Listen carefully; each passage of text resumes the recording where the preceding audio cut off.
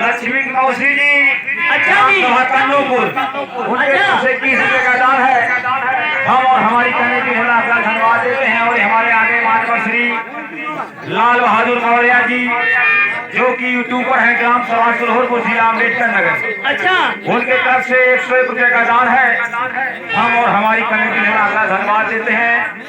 आप सब वही हमारे मानव श्री लाल बहादुर के जरिए आप सब यूट्यूब पर चल रहे हो। हाँ ठीक है। ऐसा कुछ तय करना है वो और तो होने की तो हमें चला जाए।